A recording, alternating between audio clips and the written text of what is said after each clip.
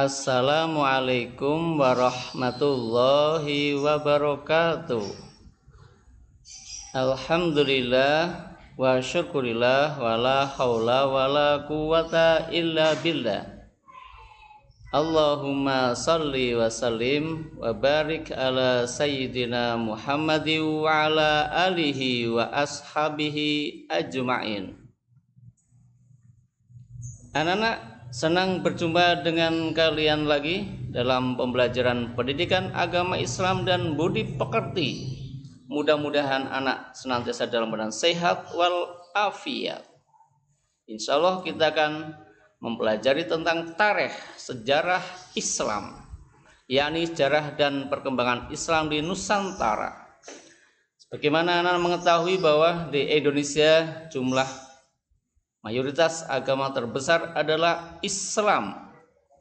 Dan ternyata sebelum Islam masuk juga sudah ada agama dan keyakinan yang ada di Indonesia. Tetapi ternyata Islam diterima dengan baik, tanpa paksaan, perdamaian. Sehingga sampai sekarang Islam masih menjadi agama yang mayoritas. Tentunya anak-anak perlu mengetahui bagaimana Islam bisa dikembangkan dengan cara yang damai sehingga diterima, yang mewujudkan Islam sebagai rahmatan lil alamin. Ada beberapa kompetensi dasar yang harus dikuasai para siswa berdasarkan kompetensi intinya. KI 1 spiritual meyakini bahwa berkembangnya Islam di Nusantara sebagai bukti Islam rahmatan lil alamin. KI 2 sosial menunjukkan perilaku cinta tanah air sebagai implementasi mempelajari sejarah perkembangan Islam di Nusantara. KI 3 pengetahuan memahami sejarah perkembangan Islam Nusantara. Dan KI 4 adalah keterampilan. Diharapkan anak mampu menyajikan rangkaian sejarah perkembangan Islam di Nusantara. Kita mulai yang pertama. Anak harus yakin bahwa Islam berkembang di Nusantara sebagai bukti kalau Islam itu rahmatan lil alamin. Islam diterima oleh rakyat Nusantara secara sukarela, tanpa paksaan, sehingga sekarang menjadi kaum mayoritas muslim di Indonesia, bahkan muslim terbesar di dunia. Islam sangat mudah berkembang di Indonesia karena ajarannya membawa kemaslahatan, membawa nilai-nilai kebaikan baik bagi manusia maupun alam semesta. Dan diterimanya Islam di Nusantara dengan cepat, perkembangannya pula menunjukkan nilai Islam yang rahmatan lil alamin, menunjukkan bahwa Islam itu memberikan rahmat bagi seluruh alam semesta, memberikan nilai-nilai kebaikan tidak hanya untuk manusia tapi juga untuk makhluk-makhluk yang lainnya. Dan Islam didakwahkan di Indonesia dengan cara-cara yang santun, cara yang ramah, dan tidak memaksakan kehendaknya. Maka anak-anak sebagai generasi penerus sebaiknya harus bersyukur kepada Allah Subhanahu wa Ta'ala atas jasa para perjuangan, para dai pembawa Islam ke Nusantara. Berkat jasa mereka lah sekarang kita hidup enak dengan mengamalkan Islam yang penuh rahmat. Tetapi kita juga harus berusaha meneruskan dakwah Islam dengan penuh kasih sayang kepada umat manusia. Tanggung jawab kita untuk meneruskan perjuangan dakwah ini. Anak yang dimuliakan Allah Subhanahu wa Ta'ala. Kemudian KI 2 menunjukkan perilaku cinta tanah air sebagai implementasi mempelajari sejarah perkembangan Islam di Nusantara. Bahwa Islam masuk ke Nusantara dengan cara damai, kemudian diterima dengan baik, menjadi kaum mayoritas, dan bangsa negara ini adalah milik kita semuanya. Tidak hanya milik muslim, non-muslim juga memilikinya. Maka kita sebagai muslim harus menunjukkan perilaku cinta tanah air. Para ulama, kiai, ustadz, wali yang menyebarkan dan mengembangkan Islam di Indonesia sungguh sangat berjasa dalam membina akidah umat, bahkan sangat berjasa dalam upaya mewujudkan kemerdekaan Republik Indonesia. Dengan belajar sejarah masuk Islam ke Nusantara, maka dapat mewujudkan rasa cinta tanah air. Dengan mempelajarinya kita tahu sejarah bagaimana perjuangan para ulama dahulu, maka akan muncul negeri ini adalah negeri kita, yaitu cinta tanah air. Maka diantara yang perlu diimplementasikan adalah satu, mempertahankan negara kesatuan Republik Indonesia. Jangan ada satu jengkal tanah pun yang lepas dari NKRI. Yang kedua, memupuk rasa nasionalismenya, wawasan kebangsaannya, mengedepankan kesatuan dan persatuan untuk kepentingan bangsa Indonesia. Yang ketiga, menjaga dari rongrongan yang akan merusak tatanan masyarakat Indonesia. Siapa yang merongrongnya, maka umat Islam harus tampil di depan, mempertahankan dan menjaga keutuhan bangsa Indonesia ini, dan mengisi kemerdekaan dengan hal-hal yang positif. Setelah merdeka, maka kewajiban kita untuk mengisi hal-hal yang positif. Jangan sebaliknya, kita hindari hal-hal yang negatif yang bisa menghancurkan bangsa ini. Dan yang ketiga adalah memahami sejarah perkembangan Islam di Nusantara. Bagaimana masuknya Islam ke Nusantara?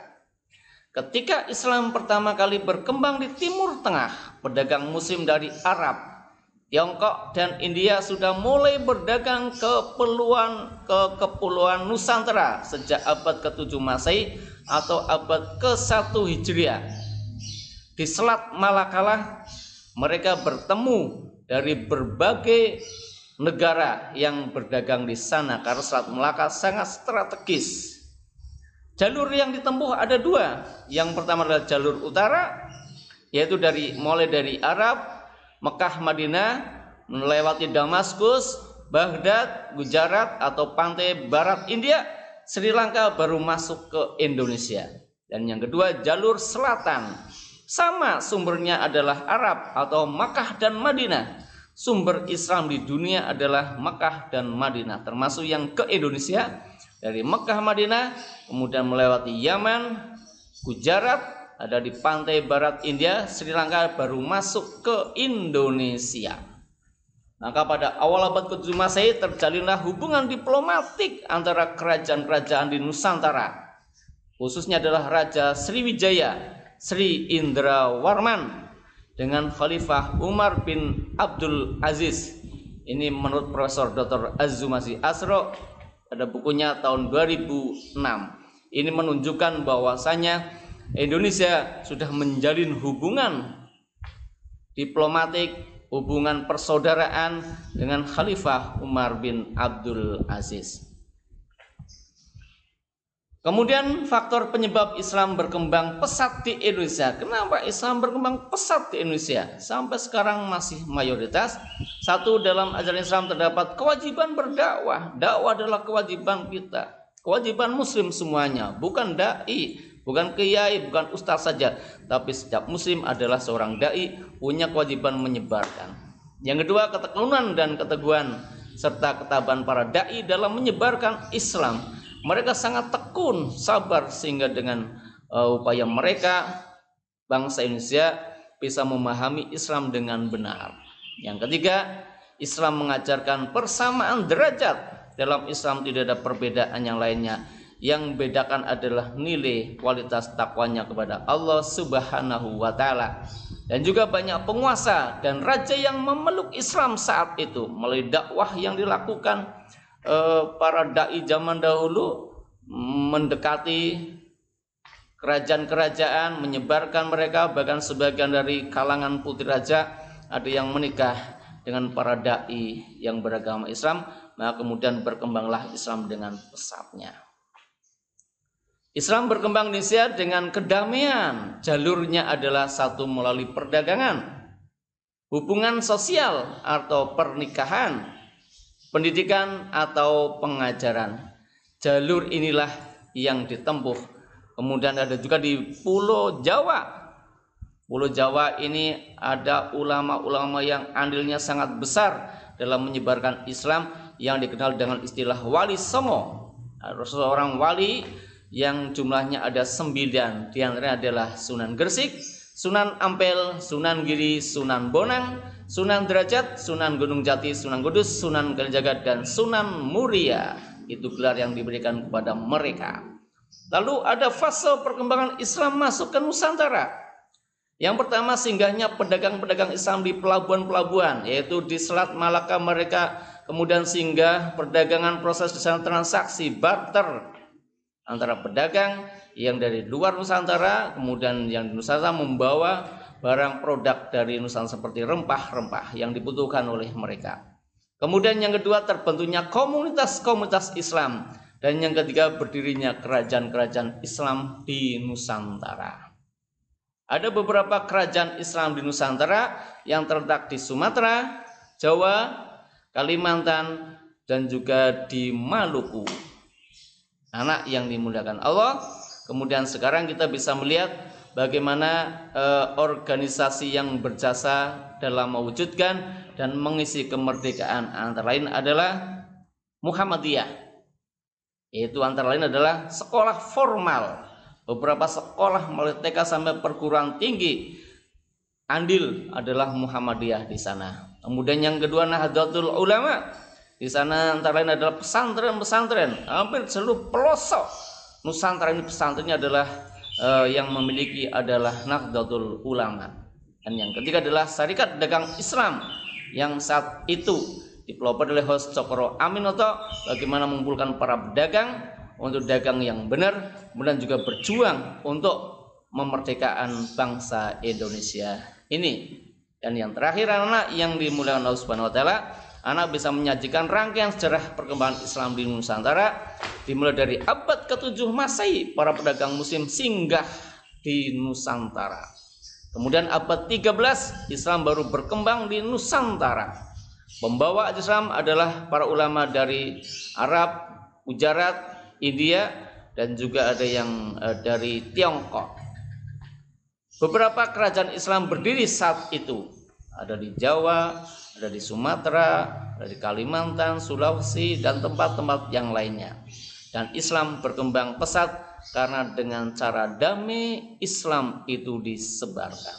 Sehingga sampai sekarang itu masih memberikan khas bahwa Islam yang rahmatan lil alamin terus berkembang dan makin kuat di Indonesia. Anak yang terakhir adalah uji kompetensi agar diketahui kemampuan daya serap siswa dalam mengikuti pelajaran ini.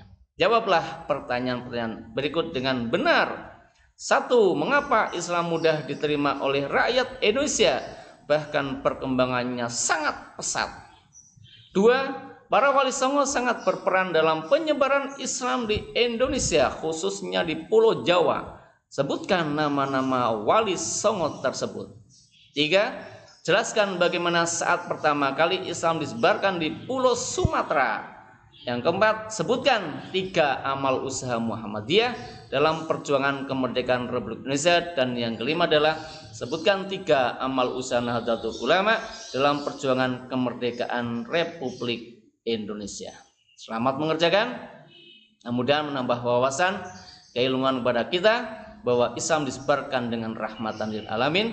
Memang sifatnya Islam adalah memberi rahmat bagi alam semesta, sehingga di Indonesia diterima dengan baik, diterima dengan sukarela, sehingga menjadi bangsa yang mayoritas beragama Islam, bahkan jumlah Islam terbesar yang ada di dunia.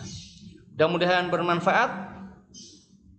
Wallahu a'lam bishawab. Wassalamualaikum warahmatullahi wabarakatuh.